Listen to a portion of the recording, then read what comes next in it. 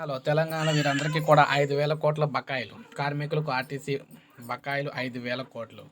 మీరు చూసుకున్నట్లయితే దీర్ఘకాలిక సమస్యల పరిష్కారం కోసం వేల మంది ఆర్టీసీ కార్మికులు ఎదురు చూస్తూ ఉన్నారు. ఈ నేపథ్యంలో కార్మికులు ప్రభుత్వంలో కార్మికుల విలీనం ప్రక్రియ ఇటీవల అసెంబ్లీ ఎన్నికల నేపథ్యంలో అయితే మధ్యలో నిలిచిపోయిందనమాట. మరోవైపు పొదుపు చేసుకున్న పీఎఫ్, సిపిఎస్ డబ్బులు రాక నగదుగా మారని 11 ఏళ్ల కిందటి వేతన ఒప్పందము, అదేవిధంగా డిఏ బకాయిలు అందక ఆర్థికంగా ఎదమక్కడ సతమతం అవుతున్నారు. దాదాపు 5,365 కోట్లకు పైగా బకాయిలు అయితే రావాల్సి అయితే ఉందని కార్మిక సంఘాలు చెప్తున్నాయి.